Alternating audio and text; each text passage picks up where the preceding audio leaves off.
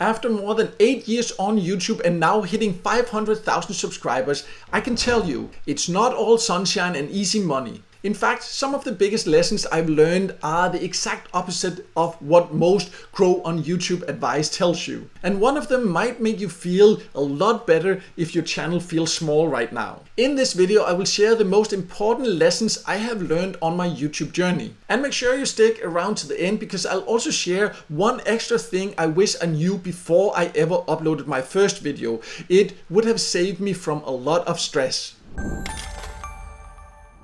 In case you don't know, my name is Mikael, and on this channel I share real, no BS ways to make money online. Both how to earn a side income with free methods and also how to potentially build a full-time income or more online. And today I'm going to walk you through 6 lessons I've learned from reaching 500,000 subscribers, both the good, the bad and the ugly. And these tips aren't just for big channels, they are for anyone who wants to grow an audience without losing their mind in the process. So let's get into it.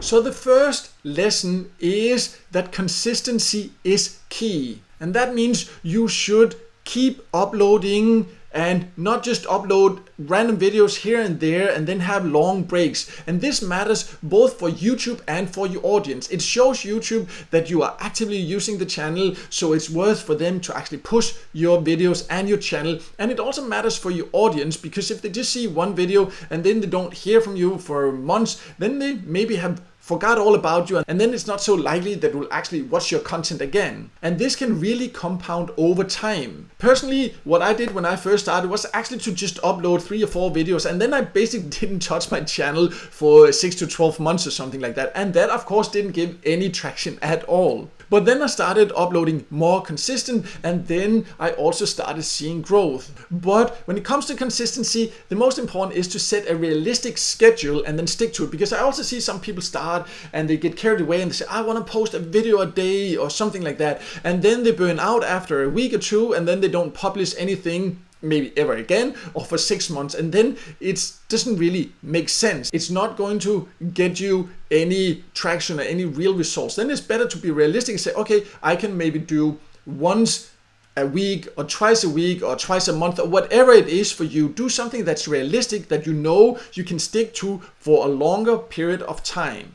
The second lesson is that subscribers is a vanity metric. And what do I then mean? Well, that means that even though I now have 500,000 subscribers, it doesn't mean that I will necessarily earn more, for example, than someone with 100,000 or 200,000. And in some cases, I might also even make more than someone with 1 million subscribers. The views you get and how engaged your audience is, that is what actually really matters, because you will over time, I've had my channel for 8 years or more, and there will be a lot of inactive subscribers, and that means that you don't necessarily have the same amount of active viewers. In most cases you will definitely not. You probably also know that you've subscribed to some channels maybe years ago, but you maybe even forgot about them because very rarely you will then unsubscribe, and then if you don't watch any of the videos, well then YouTube won't actually push those videos to you anymore. And that's the same for subscribers on your channel. It doesn't mean, of course, that subscribers doesn't matter at all, but you should just focus on serving your audience and on helping them,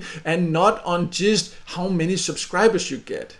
So the third lesson I have learned is that no matter what, you will get hate if you start getting a bigger YouTube channel. For some reason, growth seems to also attract some negative people. Luckily, not only negative people, but there definitely will be some. So you need to be able to learn to ignore it and not take many of these statements you might see personal. Because I've seen some creators get one negative comment, they maybe just then forget about the 10 positive ones they have, and then that negative comment affects them so much that they lose motivation. Do not let that happen to you. Do not give that power to negative people that are just jealous or not seeing results or don't understand what you are saying. So the reality check here is it's not about you personally, but do take any comments you get as feedback and look into it, because it might sometimes make sense. Sometimes a negative comment can be a way to learn something. I have learned a lot from comments. I look at all comments and I respond to all comments. So if you have any thoughts, any feedback, anything, I actually do look at it. But if it's not constructive, then it doesn't make sense. For example, I sometimes have bitter people making comments about me being bald. And yeah, people actually do write things like this on YouTube, and that's of course not constructive. And I also sometimes, for example, get comments about people saying that my accent is weird or something like that because I'm not a native English speaker. But again, these are usually just bitter people. For some reason, their main goal is to just be negative online. You just have to learn to ignore them, even though it definitely can be hard. But if they do criticize something because they maybe do not understand it or anything like that, then look into it, and if it makes sense, then try to improve it. But if it's just negativity for the sake of negativity, then just delete those comments and move on.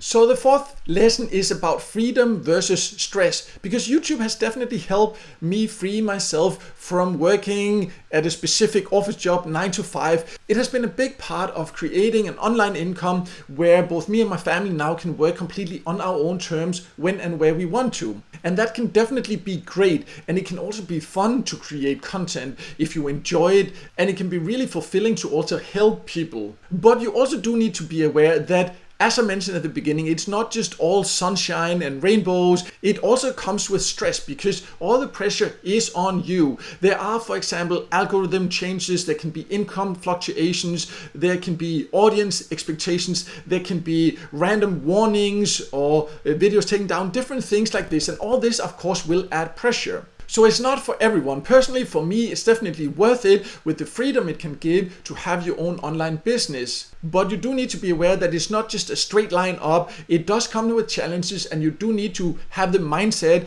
to be prepared to deal with those and keep moving forward no matter what. And that brings us to the next lesson.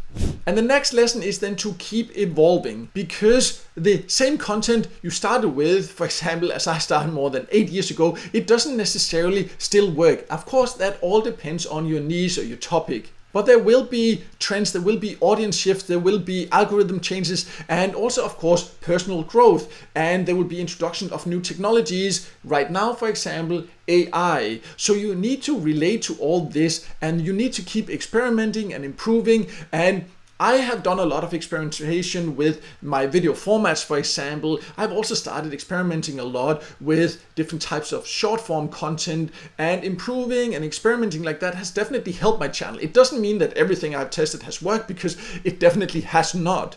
But I do keep trying to improve my videos. I keep trying to learn. I keep trying to test. Some things will work, some things won't. But it is definitely important to keep evolving and keep up to date. So the last lesson here, before I will also give you an extra bonus tip, is that you should not wait for perfect. Because most people never start on YouTube, for example, because they overthink. This is not just on YouTube. This is an online business in general. Personally, my first videos were far from perfect. I was afraid of showing my face, I was stuttering, I was speaking slow, I was making really short videos without a lot of info in them, but starting, that is what made improvements possible. And that's why you can't wait for everything to be perfect. And I've seen some creators spend so much time trying to get the right lighting, the right microphone, the right setup, the right editing, everything, and it takes them, months and months to ever get a video, and then they feel too insecure to publish it, and then they never get started. And if I had waited, I'd still be planning my first video instead of sitting here with 500,000 subscribers. So just get started. That's the most important thing to be able to move forward. But before we wrap up, I also want to give you one more lesson, probably the most important one, and it's one that I wish someone had drilled into my head when I first started. So here it is. YouTube is a marathon. It's not a sprint. No matter how many magic stories you hear about people going viral and making thousands of dollars overnight, that's just not the reality for most people. So if you come into it expecting overnight success, you are setting yourself up for disappointment. Growth can be slow, sometimes painfully slow, but that's normal. The key is to keep showing up, keep learning, and keep improving over time. And then it can suddenly snowball. But along the way, also remember this: Don't put all your eggs in one basket.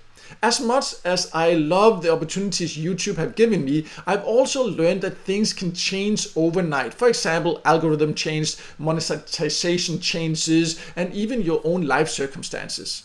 And that's why it's so important to diversify. This can, for example, be to build an email list. It can be to also explore other platforms. It can be to create products or services. All that, of course, depends on you and your audience. But this way, your income and audience aren't completely tied to one platform you don't control.